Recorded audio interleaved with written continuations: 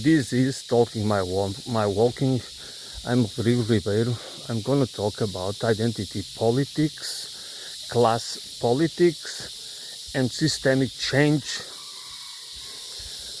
The polarization of society, or the political polarization of society around around identity politics, which means that we live focus on people instead of focus ourselves in ideas and projects and systemic analysis, complex system analysis. How can we solve the problems, the systemic structural problems our societies, economies, and civilization has, and at the same time keep the same structure of power and the same system? I mean, I think this is the kind of cognitive dissonance, the dissociation from reality that people try to, that makes us replace an analysis, a critical analysis of our societies, and try to find solutions, systemic solutions, systemic change, and not focusing on people, that this guy is going to solve the problem. There is no saviors, there is no authorities, no. That needs to be whatever the solution we want needs to come from us. Do we need to base our understanding of reality and our understanding of what we really want based on knowledge, sound knowledge? Of course. But do we need to follow authorities, or to follow saviors, or to follow experts and let them run the show? No, absolutely not. They do not.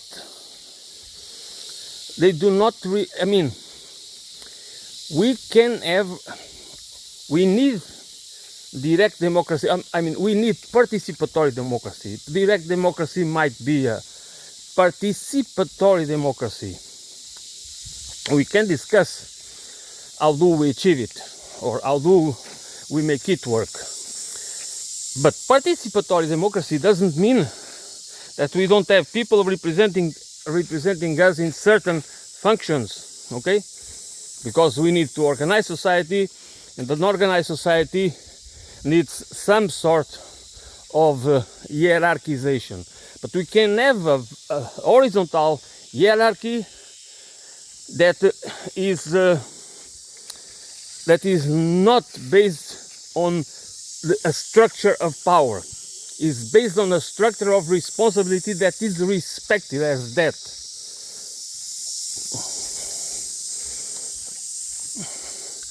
And that's nothing to do with entitlements, and nothing to do with rights and privileges, and nothing of that sort. Is based on the responsibility. That responsibility needs to be rewarded with but the reward, our systemic failure, is because we believe that the ones that have more responsibility need to live in a better place, they have a bigger house, a bigger car, a bigger this, a bigger that. That is absolutely wrong. People with more responsibility, they can be rewarded with. There are so many ways to reward people. It's like the same way to reward people um, that do the work, that do the work nobody wants to do. You know, those those those works that are monotonous, boring, hard, dangerous. You know, nobody wants to do. Most people, I mean, most people only do it out of necessity. So how do we, without using the same strategy that is used in the capitalist system, which is through the manufactured scarcity, you know, to putting people in a condition, in a social condition that they don't have any other choice but to look for a job.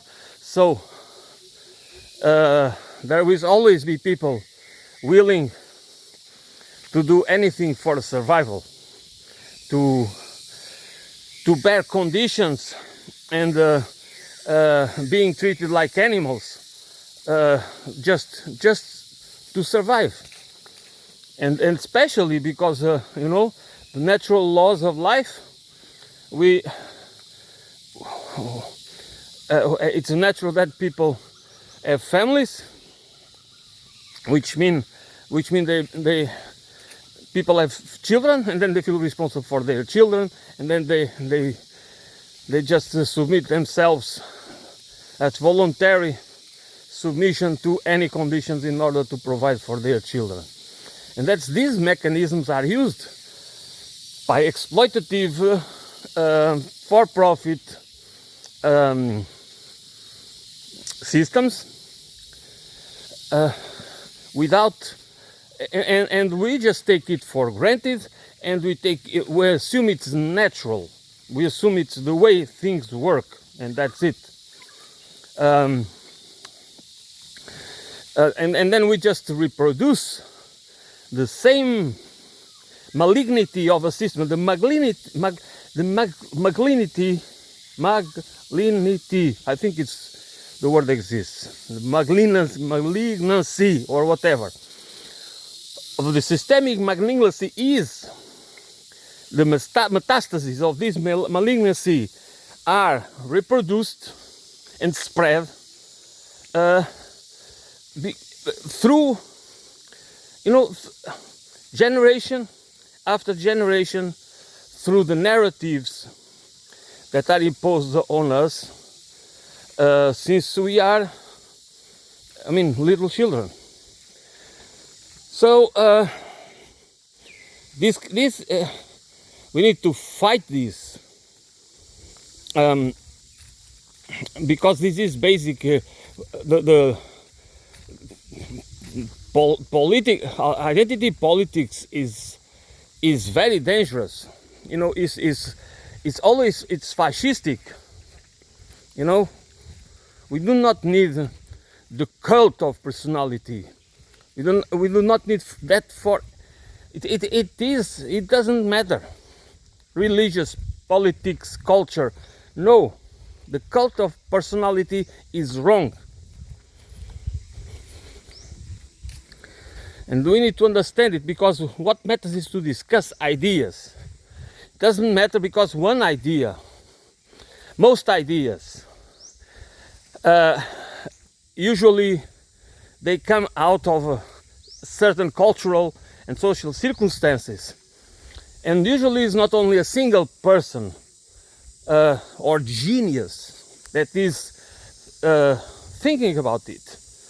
But the problem with our society is that there is always someone that gets a trophy, that gets recognized, and that gets known worldwide by his invention, or its discovery, or his breakthrough, or blah blah blah. And this, okay?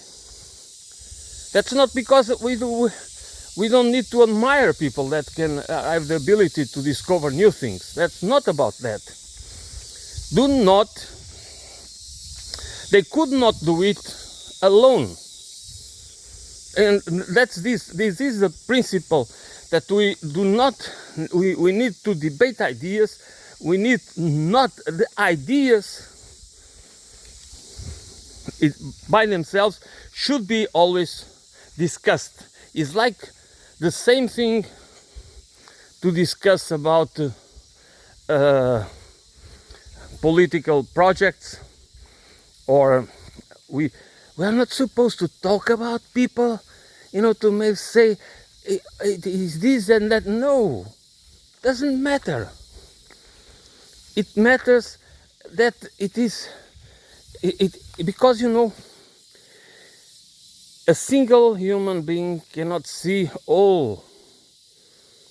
You can imagine a surface with so many that can reflect in so many things that it is impossible for a single human being to understand all its implications, the wholeness of anything.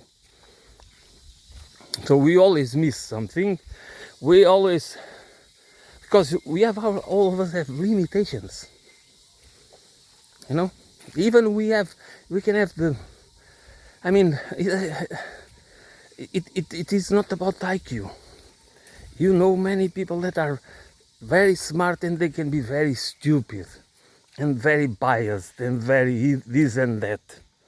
So this is about the debate of ideas for the collective good and for the respect of nature and the dignity of life. That's what matters.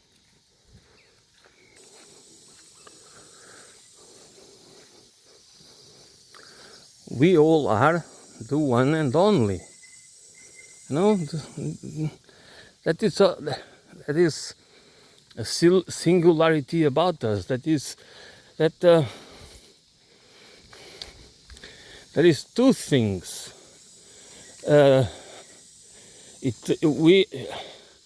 We need to have a huge respect, self-respect, and we also have to respect and admire others. So we should never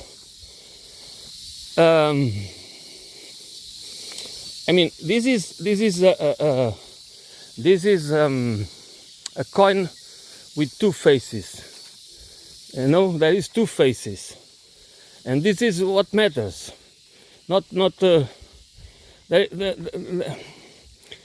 I find it really bad that we always the people that so easily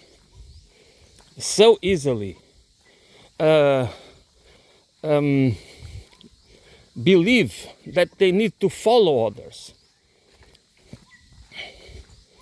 This is in order to understand everything, in order to be, to become aware of who they are.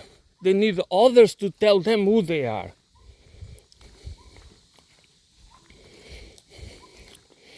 And the culture of personality is about exploiting this. It's about making people feel that they by themselves are not able to understand the complexities of the reality, the political reality, economical reality, technological, scientific. So we depend on others to understand the reality. But if we are part of that reality, we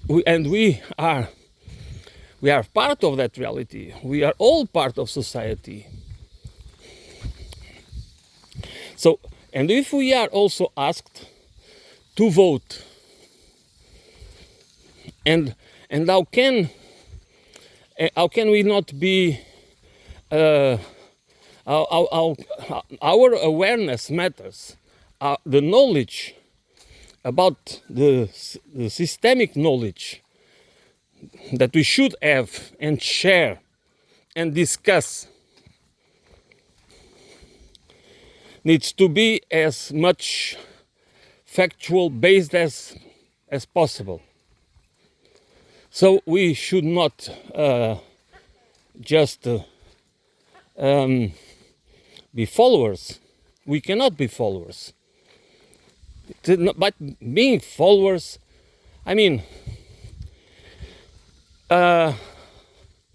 it diminishes us.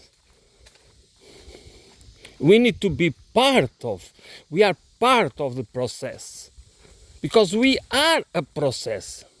A living organism is a process, okay? Life is a process. It's not a thing.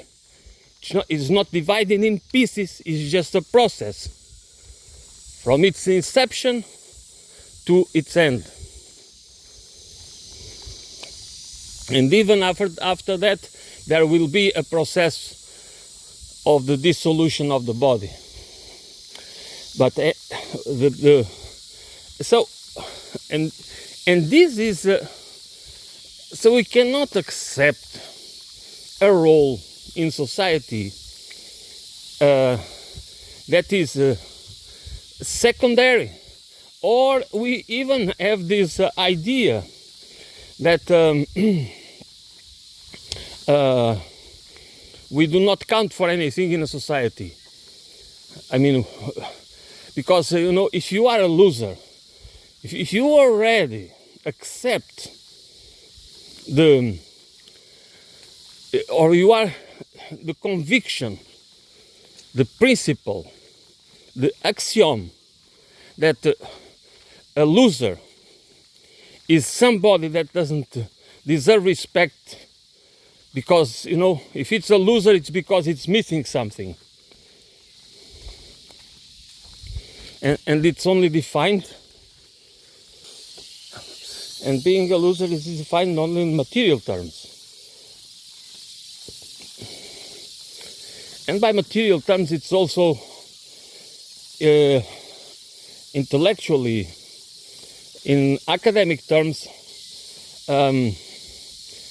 it's knowledge that we acquire, but the way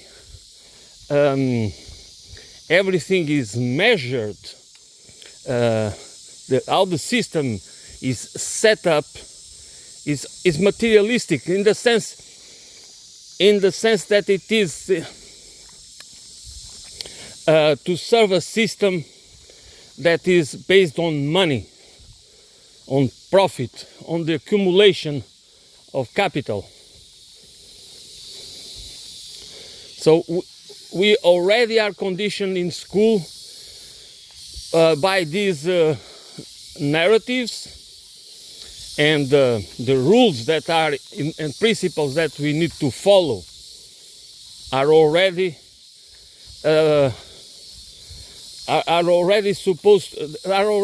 given us in order that we should accept reality as it is.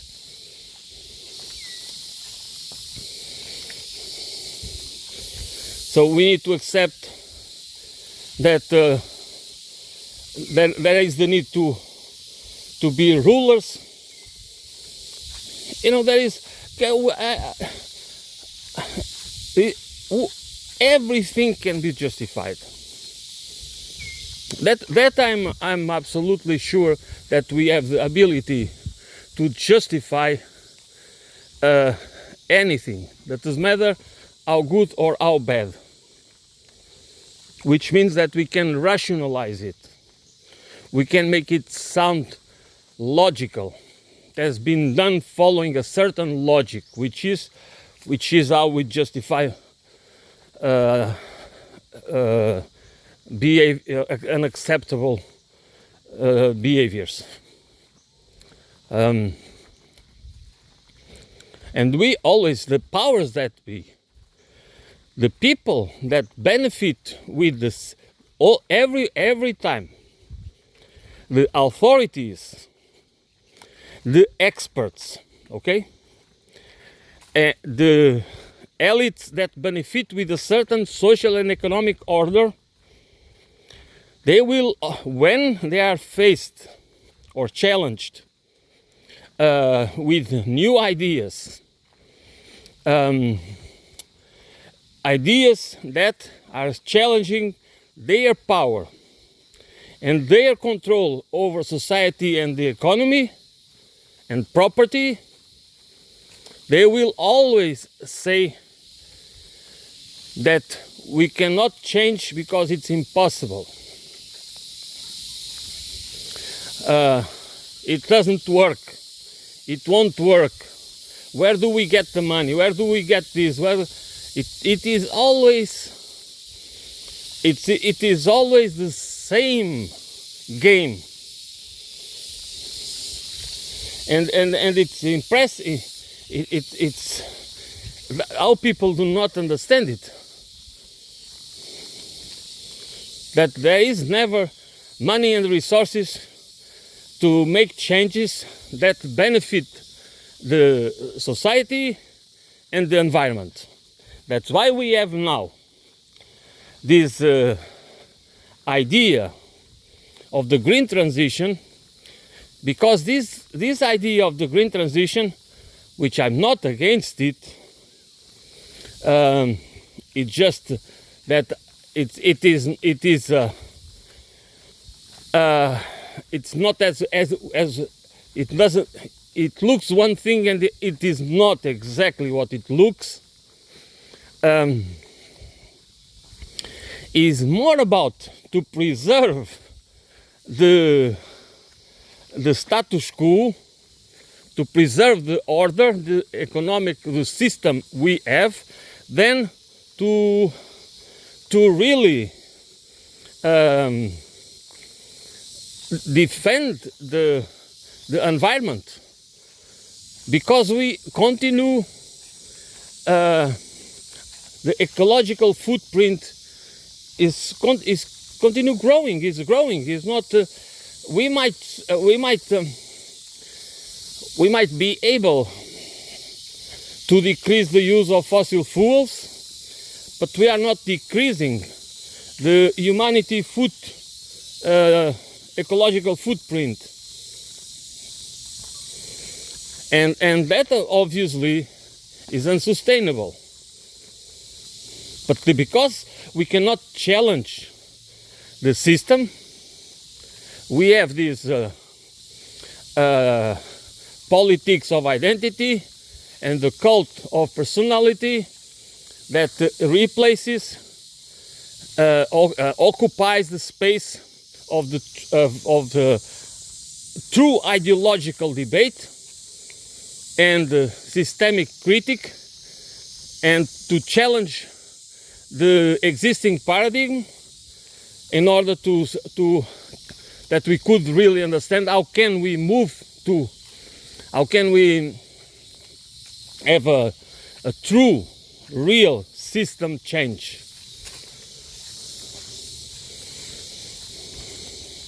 Because the elites that run the show, they don't want to. They want to keep the core of the system because they are elites. Because that system exactly. Because that's the system, the existing system that allows them to become elites, to rule over us.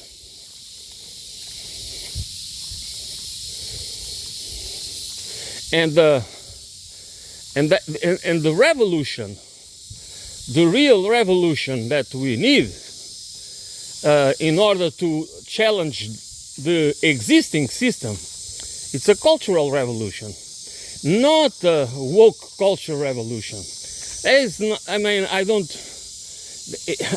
just, first we need to start to understand the culture of class, the class system culture that we need to defy, to understand that why should we accept a social structure that is immoral, because it has never been about organizing a society, that it is necessary to organize a society. It has always been about controlling people, controlling the fate of people, and making them inferior, and creating the laws, creating the system that allows the few control the rest, and exploit them, and try to perpetuate that system. And it is always necessary to fight back in order to change. If we live better, if we have a 8-hour, 40-hour or 8-hour day, 40 hours a week,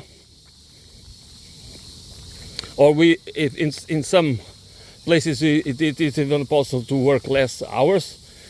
That was not because the elites want to give it. Again, they said it was impossible, that would make the system fall apart. There was no money for that. No, there is never money, because they want to accumulate every single penny. If they want, if they are always, or most of them, of these elites, they always want more for them, more and more for them. Of course, everything that defies this reality is violently opposed. So they have to use systemic violence in order to repress people, in order to make sure that the people do not gain momentum.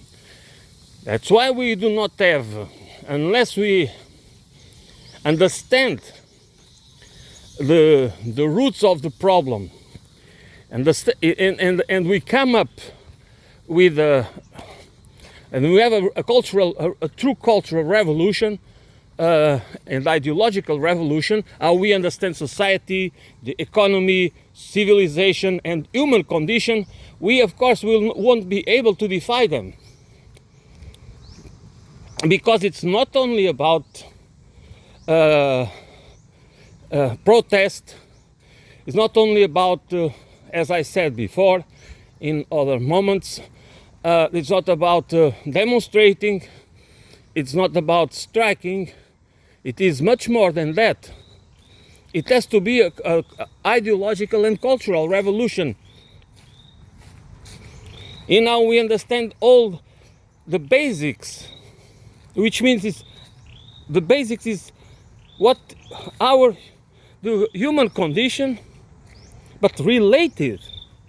Everything is always in relation to something else. So related to what's the human condition in the context of a society, what is the economy for? What should be a civilization that serves human beings and at the same time respects nature?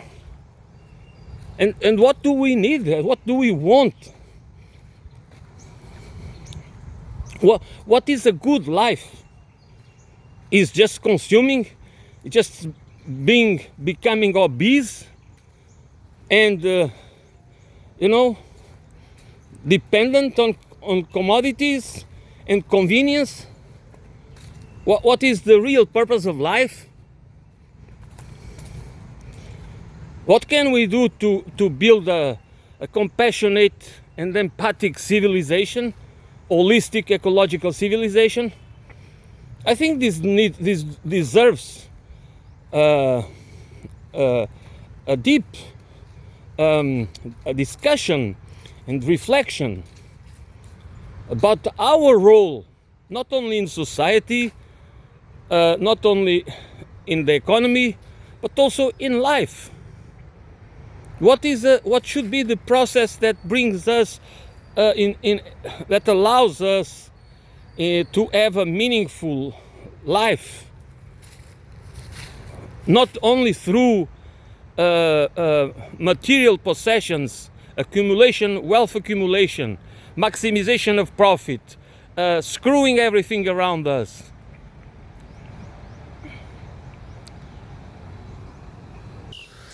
Where does the idea of giving primacy to private property and private property rights and wealth accumulation and the maximization of profit, where does those and also the to keep the, I mean, I don't remember the word right now, to keep the wealth in the family, where does those ideas come from? They are not part of human nature. Many generations of human beings have lived without the concept of money, the concept of wealth, private accumulation, and control of other men and nature. That's not part of our condition. That is a stupid idea that for those who believe or try to use, again, to use experts to prove it, you know, that try to say this and that, and they have this study and that study that proves, I mean, those studies most of the times are made in circumstances that they frame the reality in certain ways that the result is already conditioned. And the way you model it, the way you frame it, it's already conditioning the result. So of course you are going to have the result you want to prove, and then you just use that it has been scientific studies and peer reviewed and this and that. It is meaningless if it is not honest. And there are many studies that are not intellectually honest. They are based in biases, and then they have been financed by think tanks and foundations and people that want to keep us ignorant, want to keep us blind to new ideas or new perspectives or new lenses, to analyze the reality through different lenses. This is the reality. That's why we should not just believe because it's authorities. This is already wrong. No, they are people, and people have interests, and people they want to have a career, and they want to this and that, and I mean,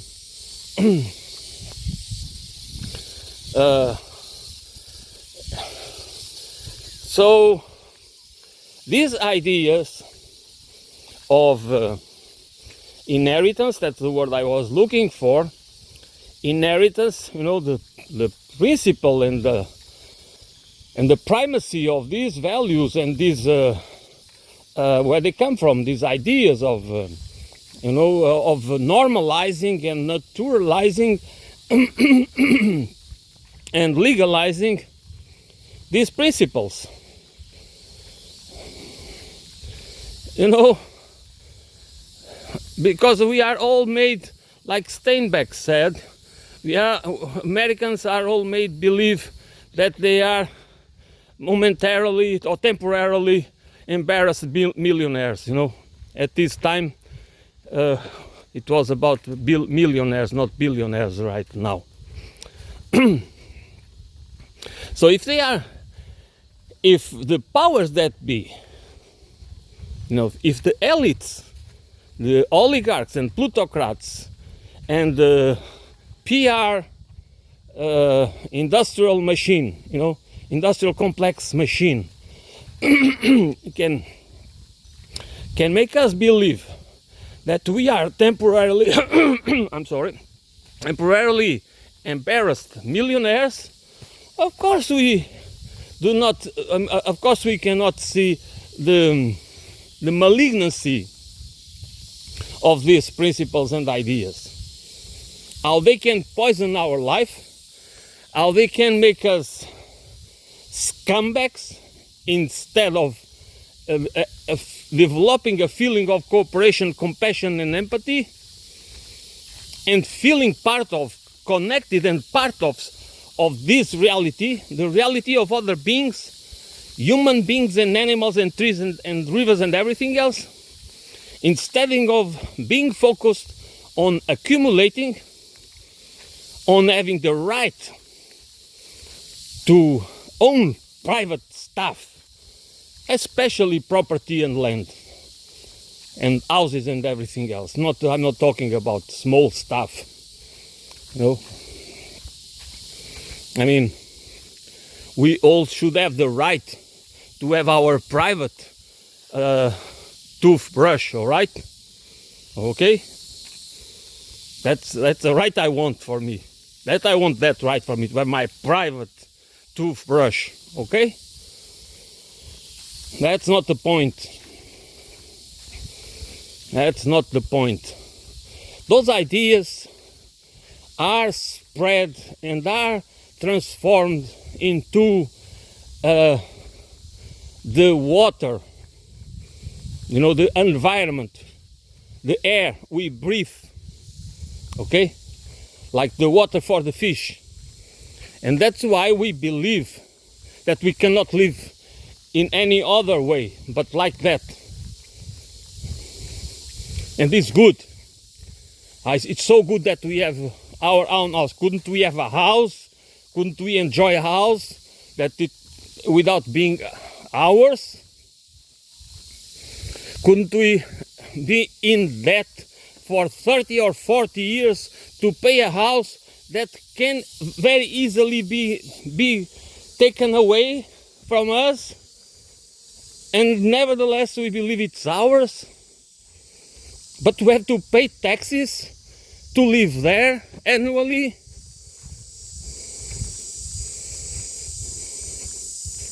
And by the way, the taxes that they don't need for anything, because governments don't need the taxes to anything, is just another myth, another lie. It's not how the fiscal system works, especially for countries and states that have their own sovereign currency.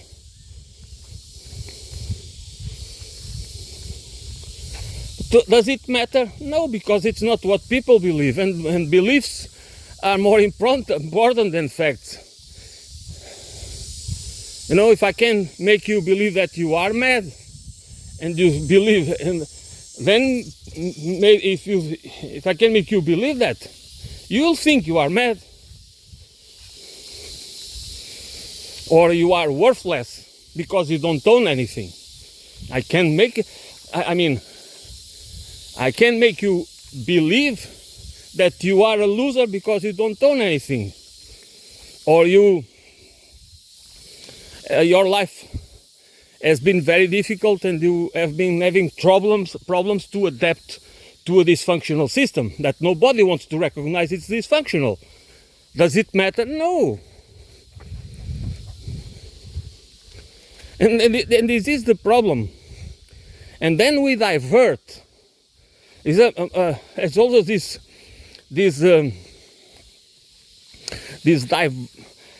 process of diverting to our problems, you know, to scapegoating and dissociating our problems, the problems, from their origins, from their causes, from their roots. And then we you know, that's why we have the blame game. This is absolutely crazy. I mean, it's not.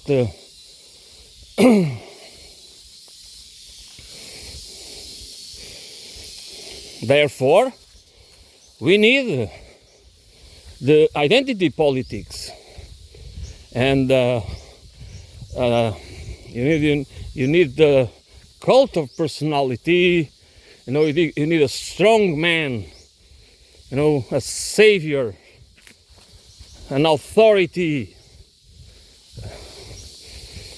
somebody that has the nerve, that has, you know, the qualities, that's charismatic.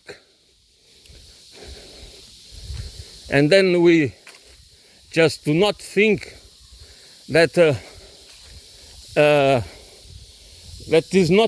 is not about a man or a woman or even a group or a political part. The systemic problem, systemic structure, is a structure of power.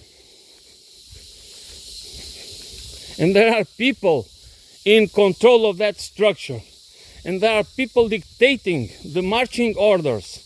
And there are people that will have their job is to convince us of that being slaves and servants is good, for as long as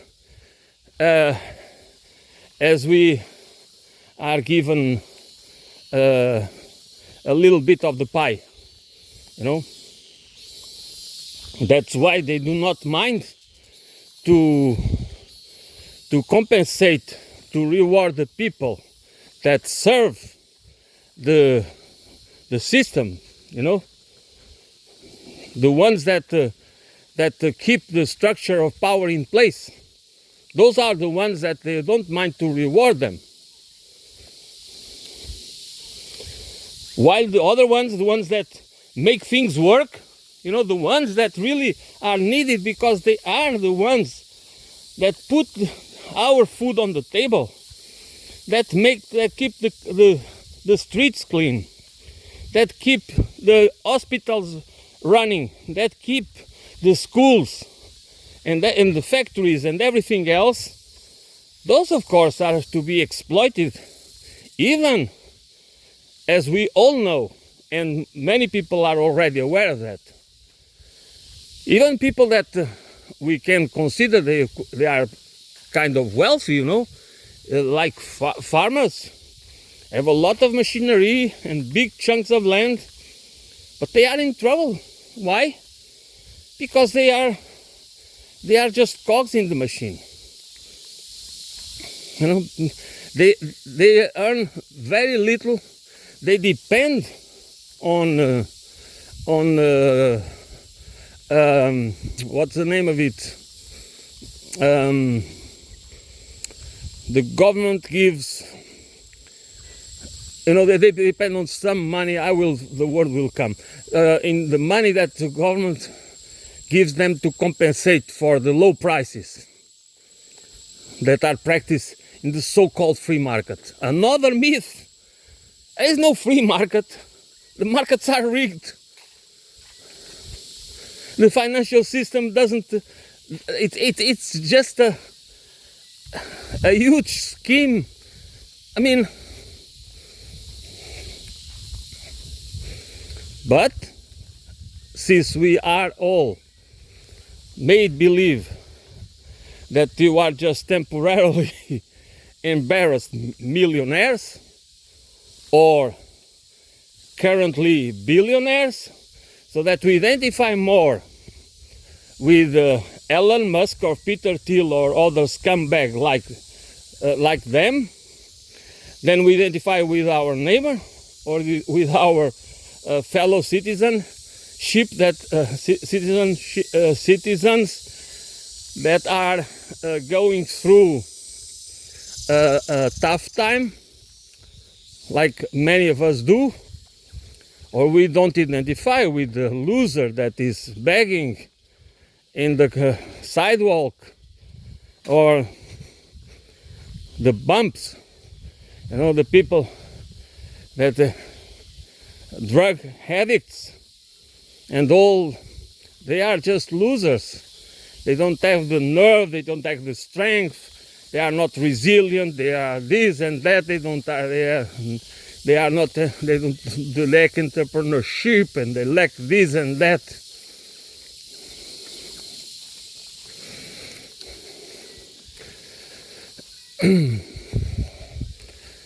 No,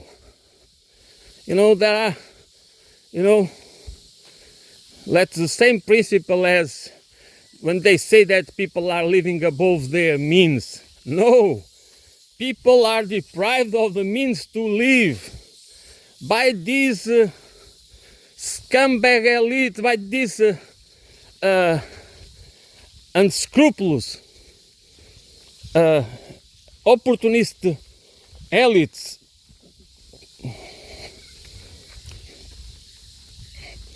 and we should, that's why we need a cultural, ideological and cultural revolution, because without that cultural revolution that understands the class dynamics, that class dynamics needs to be put, is the epicenter of the political epicenter. Because if we do not do it, we do not understand where the roots of, because the roots of the civilization, they don't come, they were not born yesterday, they didn't came into existence yesterday. They are at the core of the imperialistic civilization. The civilization based on the existence of classes, with the king, God on the top, an emperor,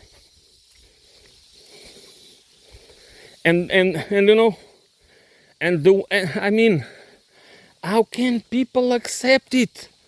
How can people do not understand that we should not admit that there are no superior or inferior people? It doesn't matter how many studies they try to rub in your face. That's a lie. We are different. We can be more talent or less talent, but we are not inferior or superior.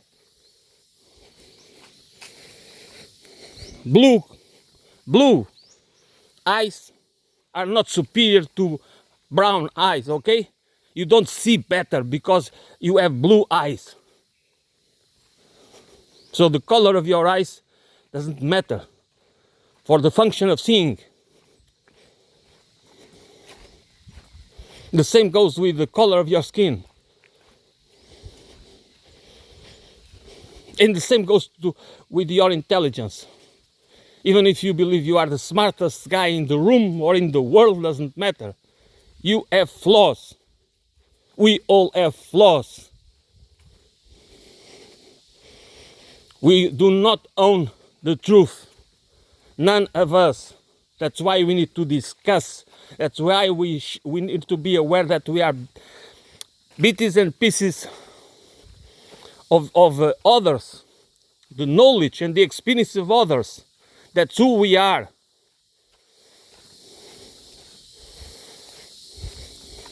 Accumulated in our own experience.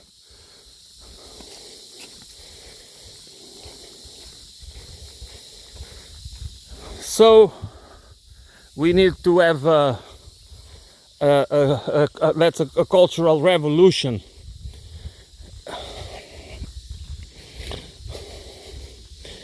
Because, if we don't have that ideological and cultural revolution, we won't be ready to fight the political revolution and the civilizational revolution. How can we understand? How can we? Because we are not ready. Then we need the saviors, and why the revolutions have not in the past worked? Because you always depend on elites. You only depend on the authorities and experts to tell you. You always need to be the follower because you don't have the knowledge. You depend on others always to tell you how to organize a society. So if you will want if we really think about an ecological, holistic civilization with a political economy, a social and ecological political economy, we need that cultural revolution that I'm talking about.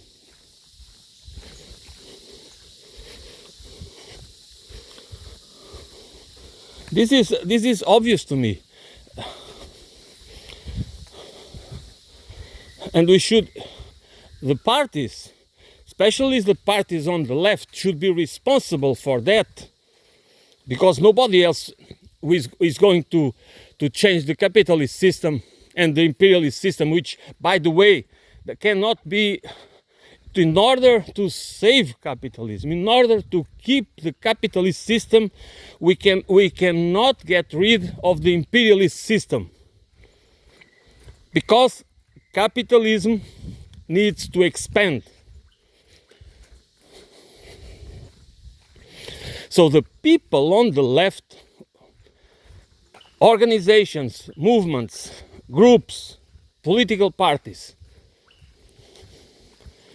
doesn't matter where you come from, instead of doing the same, instead of fighting for to be the right one, instead of fighting, there is to divide, that is so divided, the left, because it's playing the same game, because it also needs to go through this cultural revolution. I mean, some on the left, especially in the Marx, the ones that they understand the class system, and that is basic.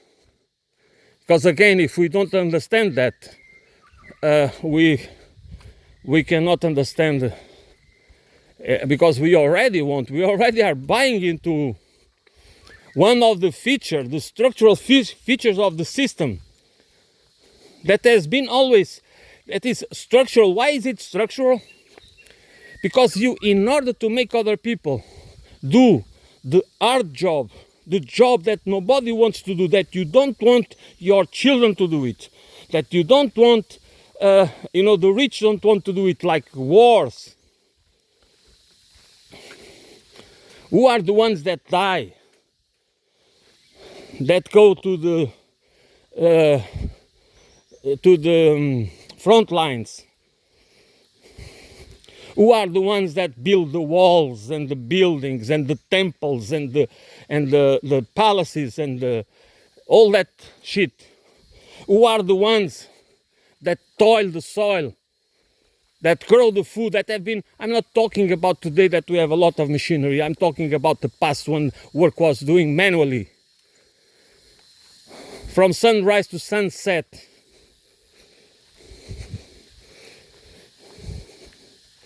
No, who are the ones, who are the masons, all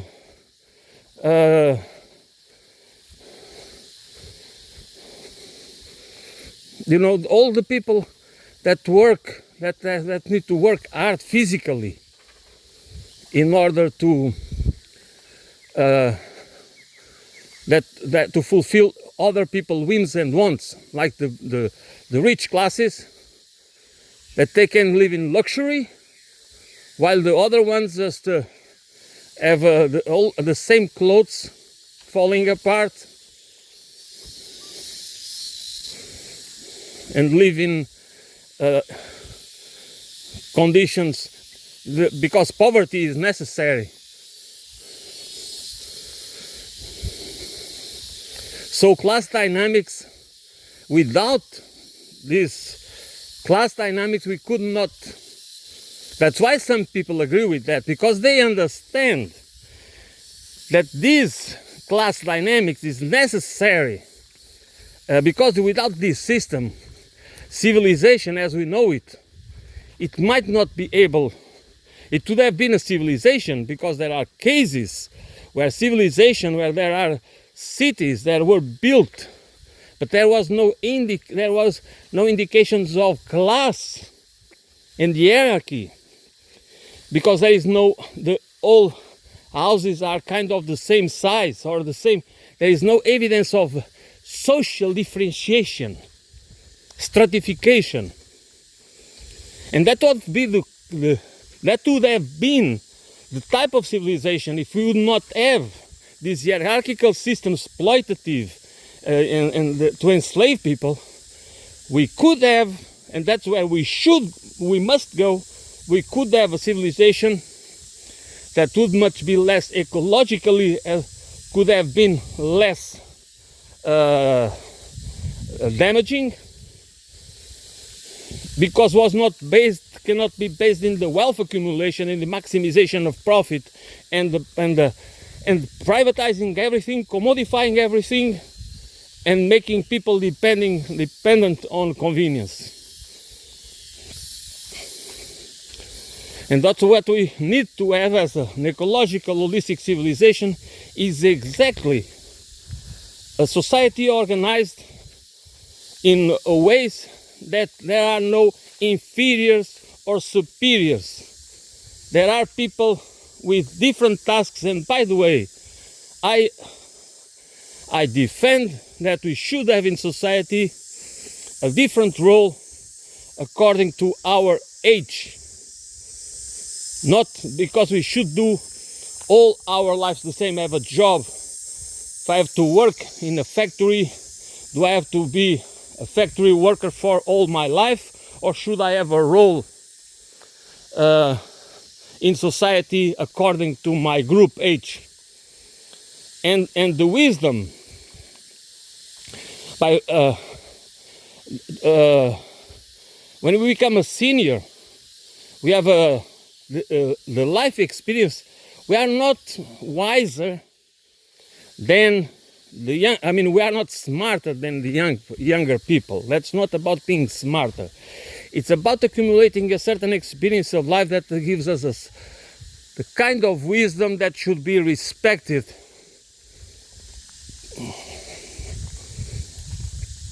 And now it's so even the role, our role in society, needs to be evaluated.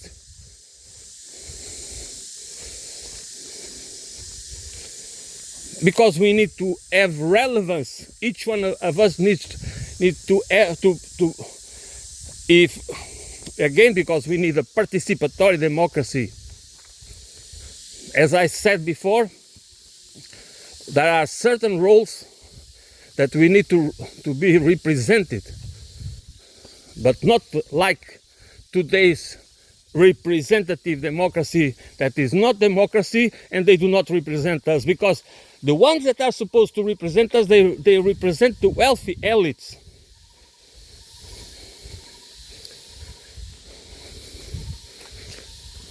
And they screw us. And this is not speculation. This is more and more obvious. It is as clear as a clear sky. Everybody can see it. Many of us feel it. So, for those who believe that identity politics and the cult of personality and this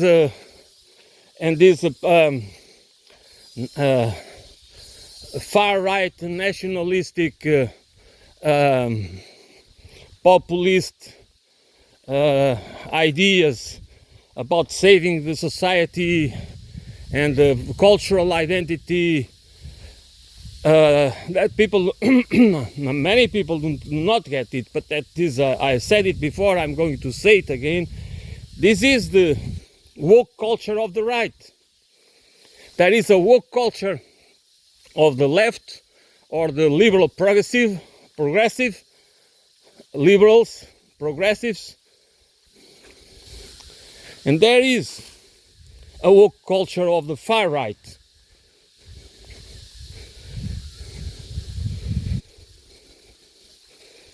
What do we have as far left? Nothing. I mean, it's just so insignificant. The role, the political role on our countries, Western countries, the far left or radical left is divided and is insignificant.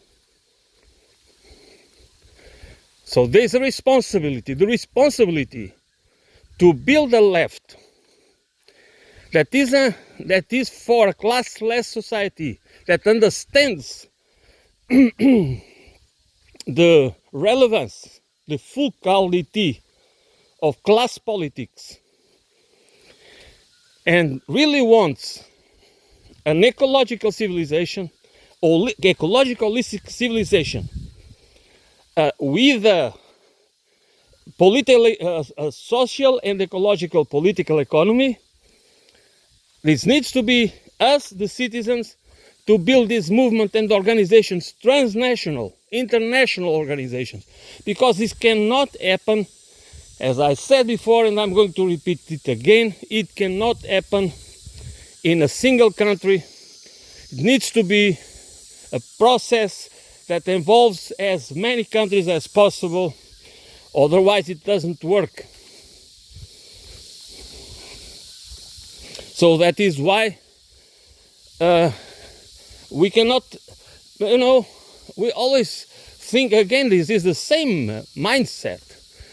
We all wait for the savior, and many of us on the left, that we believe we have left values, we also are waiting for saviors, for the people, but if we don't build ourselves, we do not organize and unite ourselves, the citizens that believe that it is necessary a system change, not just not just to clean the facade. It needs to be ourselves that have that cultural and ideological revolution. So that we need to discuss it. We need to have this awakening in to have this in the virtual world. I mean, in the internet. But the fight needs to be done in the real world, not only over the digital world.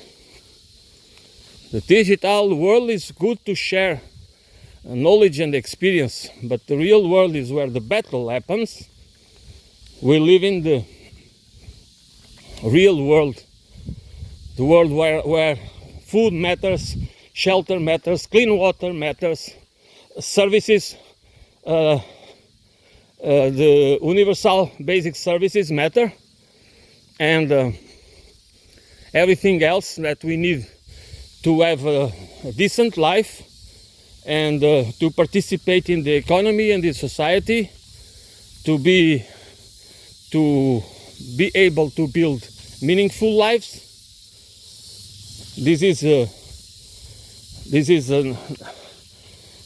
happens in the real life, not in the digital world. The virtual world, the virtual reality is important, but is not where we live. And it is crucial to understand it, that it's not enough to share likes and videos and and documents and books and this and that. That is important, again, for awareness, for the feeling that we are not alone.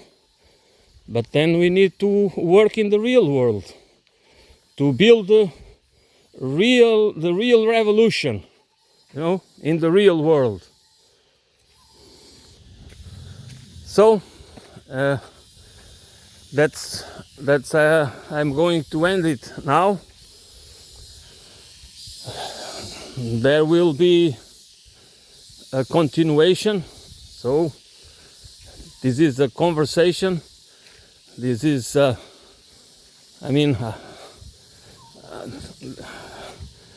so I'm arriving to I'm reaching the end of my walk, and so that is also going to be the end of my talk for today. Thank you for listening, and let's unite